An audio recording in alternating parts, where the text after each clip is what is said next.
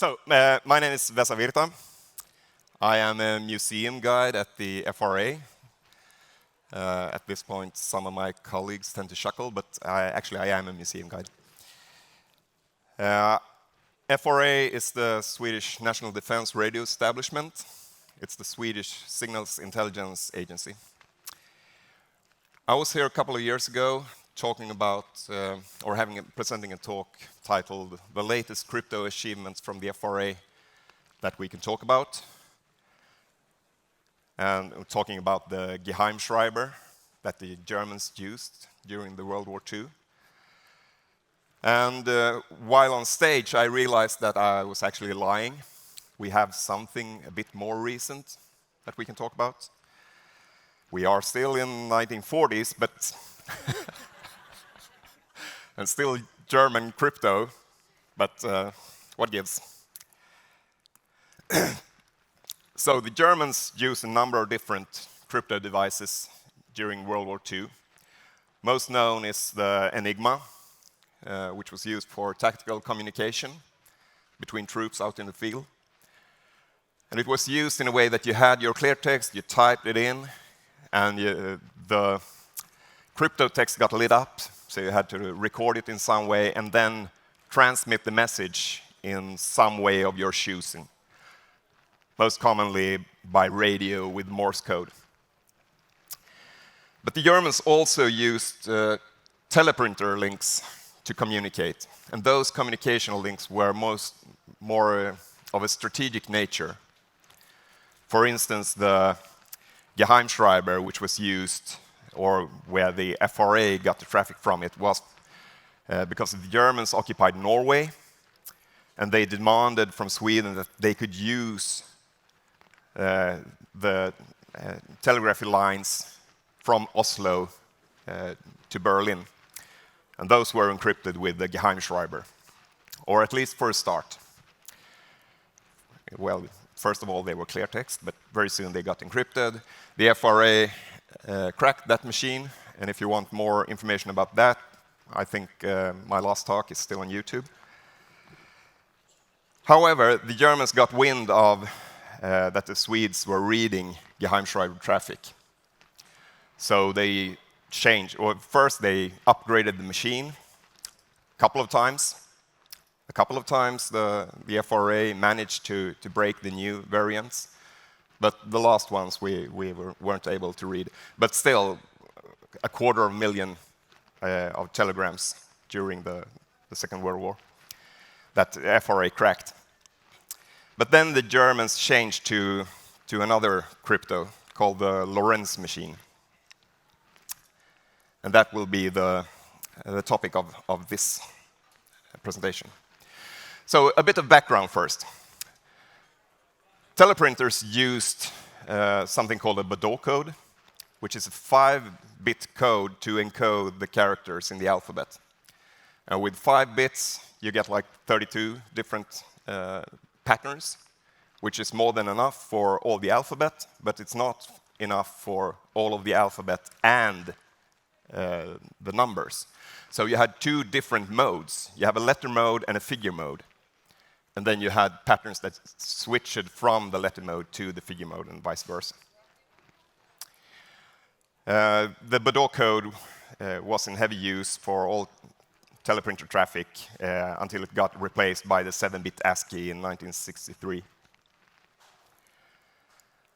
A bit of more background is Venom cipher, which basically uses XOR. XOR is probably a known scheme in this group, in this area. So the thing is that we have 2 bits, and if they are the same, then the result of the XOR operation is false or 0, and if they are different, it's 1.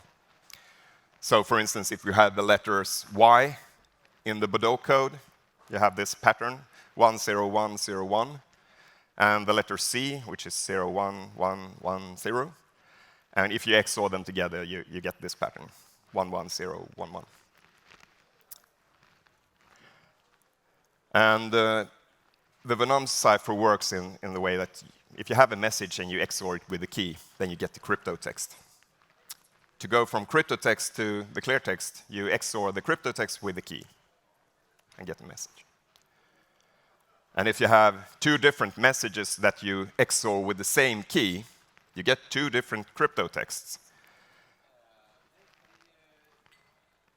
And if you XOR the cryptotext together, it's the same as XORing message with key, message 1 with key, and message 2 with key. So key cancels out, so you get the XOR of two messages. This can be used in the way that if you guess a part of the message, or a part of one of the messages, you use something called a crib.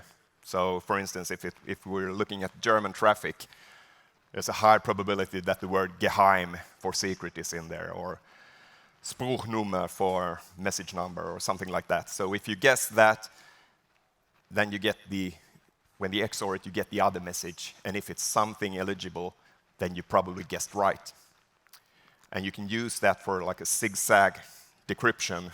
If you get a beginning of a word or an end of a word, then you can pad on a new guess that's more from the beginning or more from the end, and go back and forth. So that was the background. Now over to the machine. This is the Lorenz SZ40. The SZ is for Schlüsselzusatz, so key or encryption addition. This was used in addition to an ordinary teleprinter machine. The Gehimeschriber, it was an integrated device, so you had both the teleprinter and the crypto device in the same machine, but this was like a standalone crypto part that you added to an ordinary teleprinter. The heart of the machine is the 12 wheels that you see on the bottom. A close-up on the wheels, you can see that they are a bunch of numbers for different positions on the wheels. And then we have like these little cogs that could be in one of two positions, so you can represent either a 1 or a 0. And you can change that, so you could change the pattern on the wheels. And the number of different cogs on the wheels were different for each wheel. And as you notice here, they are all co-primed, so if you multiply them together, you get like 1.6 to the power of times 10 to the power of 19 or something like that. And then if you add them together, you get like 501. So you, in addition to the number of different key settings that you can set by setting the wheels in some way, you could also have a different pattern for the pins. So you could have like 2 to the power of 501, which is quite a large number. So the Lorenz machine worked like this. To the right, we have something that in Sweden was called the fast group. For every letter typed on the teleprinter machine, these wheels moved one step. The seventh wheel moves, well, the sixth wheel moves one step if the seventh wheel is a 1. And the slow group, that we call it, the 5 first wheels, they move one step if the sixth wheel is a 1. And the 1s and 0s from wheel 1 to 5 and 8 to 12, they are XORed together. So you get like this pattern, and that is used as a key stream that's XORed to the clear text.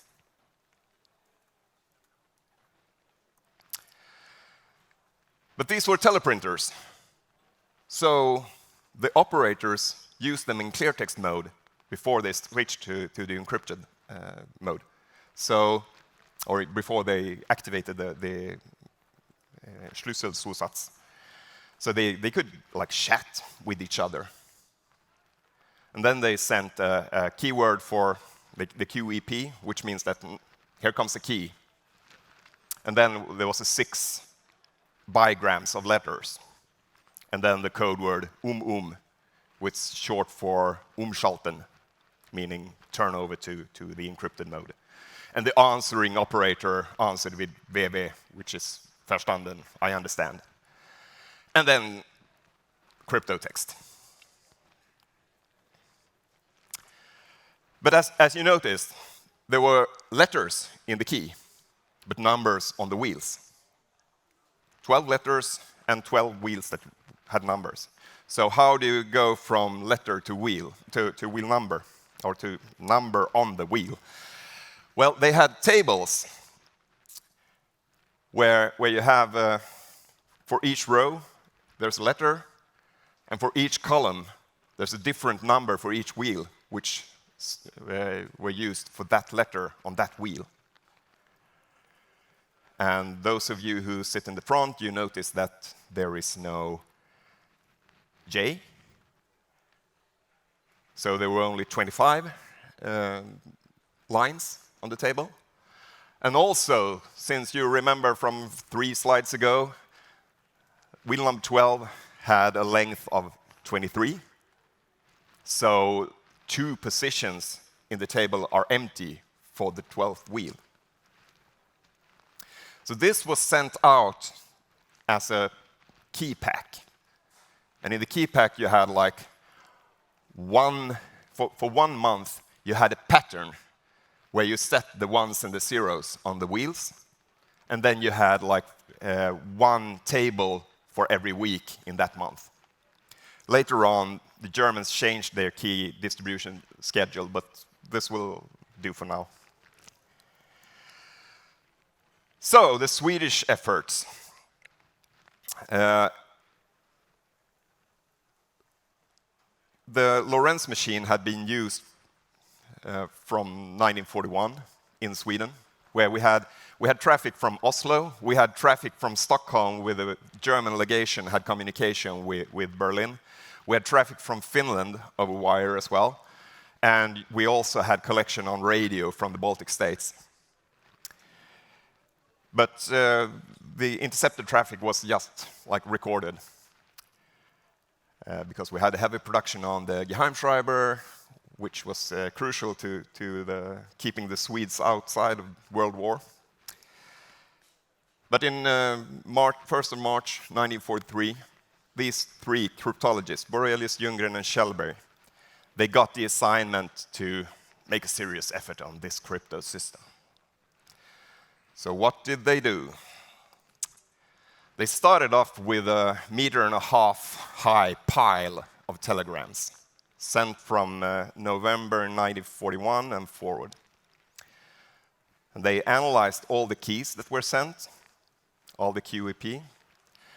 And if the same QEP appeared twice, then it was the same key that was used to encrypt those messages. So they could use the crib technique in the zigzag to decrypt the messages. And you could also have like a near depth, so almost the same. These 2 keys, it's only 2 wheels that differ. And that, since those 2 wheels were in the fast group both, so for every guess in your crib, you had like 4 possible outcomes from the other message.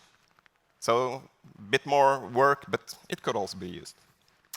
And they also put a lot of effort into reading the clear text parts of the messages, or from the communication. The German operators, they were kind of chatty and talked about everything, and very much about how they disliked this new machine. They very much preferred to use the Gehimeschriber, but it was verboten. So they also used that clear text parts to find clues about how the machine worked. And here are some examples where, from January 1942, a QEP was sent over, and the responding operator answers in clear text and say, yeah, can you tell me the first number, because I have 2 tables and I don't know which one to use. So here you get a hint that they are using some kind of translation table to get from letters to numbers. And the answer 21 was sent. And in February, a key is sent, the QEP, and then the answering operator says that, hey, the last group must be HK instead of HI. And the sending operator say, yeah, HK. So this is probably from one of the empty slots in the key table. More example. Someone sends a key and gets a kind of cryptic answer back, J equals I, question mark, which is enough cryptic so the sending operator doesn't understand it, so it says, please repeat. And then he elaborates and say, yeah, I asked if J equals I, because there were no J in the table. And yeah. So all this resulted in a report. And this is what the crypto reports looked like back in 1943. Written by hand in a textbook. It's awesome. I really like it. We have it in our museum. So they figured out the length of these wheels. They figured out how often the different wheels move. And also that the keys changes because they got like repetitions with the QEPs from different months and realized that doesn't make sense. So and understood that it was changed like once a week, and then the pattern also was changed like once a month. And this report resulted in this machine, which was built at the FRA. It's built with bicycle chains, and it's basically a Lorenz machine, or it implements the crypto system that the Lorenz machine provides. And you had some metal piece on the chain, and also some pins that could be set in one or of two positions, so they could represent a 1 or a 0. And then you had you could step like the fast group and the slow group individually to tune in to the right pattern to crack or to decrypt a message.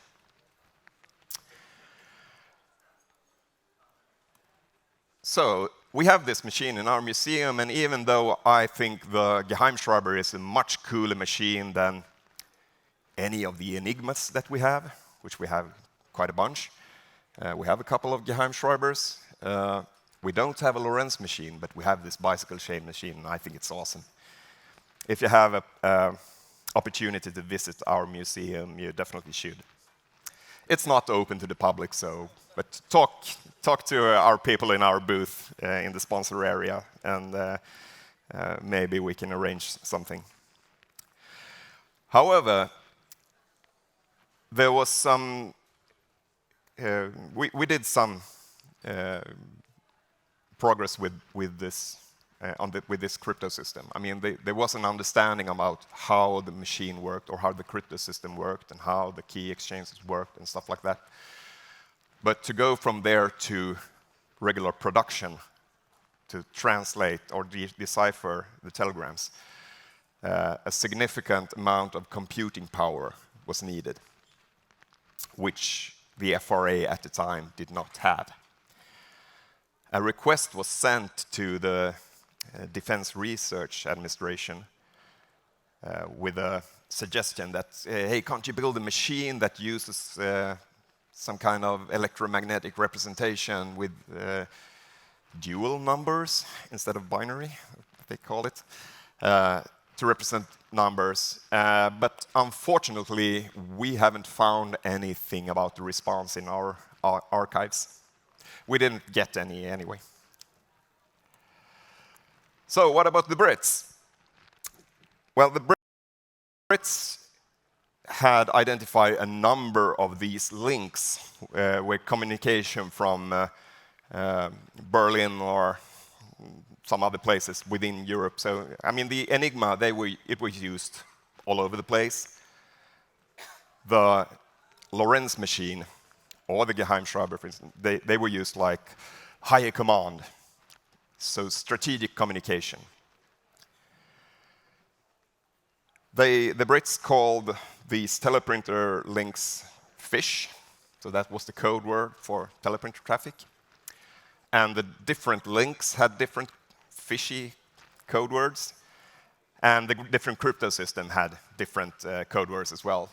If you recall the picture of the Gehimeschriber in one of the earlier slides, it says sturgeon, and that's the code word for Gehimeschriber. So that picture was from the Crypto Museum in the United States. But you notice the swastika in the background and the Swedish flag in the foreground, and the plaque with the Swedish flag says this is on loan from the Swedish government. I wonder which agency loaned them. However, the Lorenz crypto system was called Tunny by the Brits. And one of the Tunny links was between Vienna and Athens. And one day in August 1941, one Tunny message was sent with a QEP, with this actual QEP, which is kind of crypto folklore now. HQ bib pixie smug. And then a lengthy, or rather long message. It was over 4,000 characters long. So for a message of this kind, it was long. And the reply to it was, "Sorry, I didn't get that. Can you please repeat?" And I imagine that the sending operator was kind of annoyed. So he did two things, which together were a crucial mistake. He used the same key again, but he didn't send exactly the same message. So it starts kind of the same, but then it differs. And the second message was like 500 characters shorter.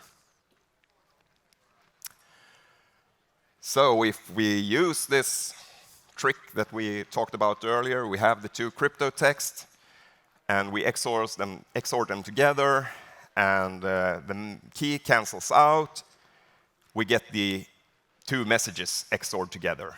And the slash, it's the representation of null because it's the same character. And then the Brits started to make guesses. So they guessed with Spruchnummer.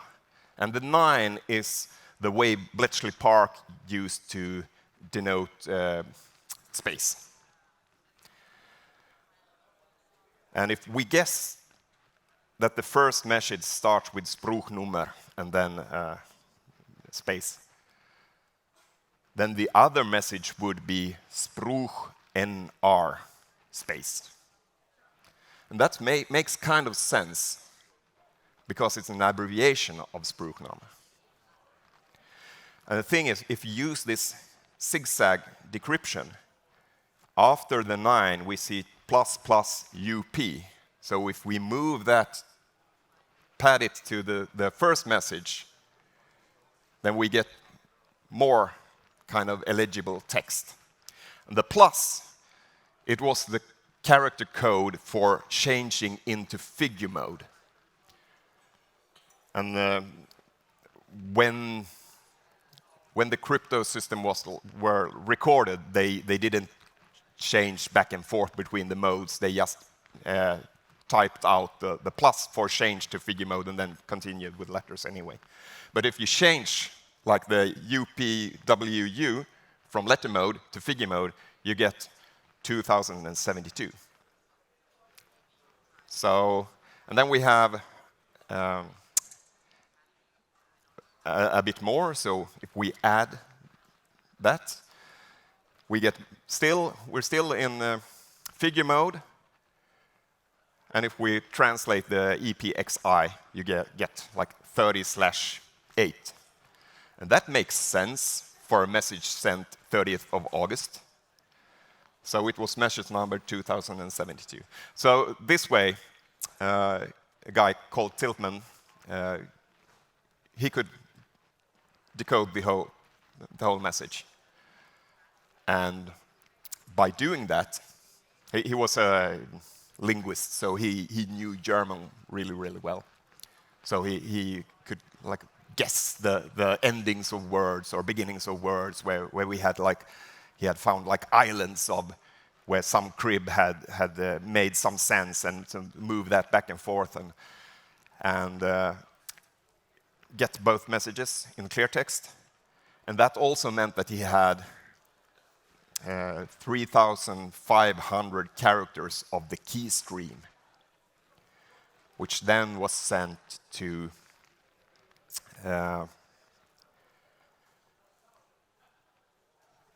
what was his name? Yeah, check it on the internet. All this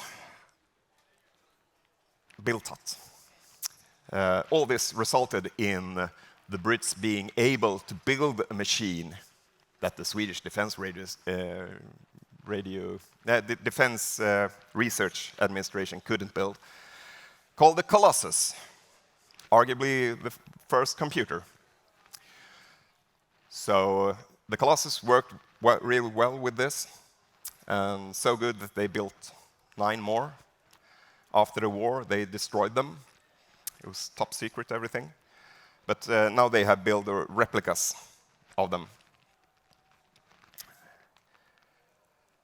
And since this was strategic communication, I mean, the Enigma traffic was really, really useful for the Allied efforts in the war. But the strategic communication from Hitler's high command was even more so.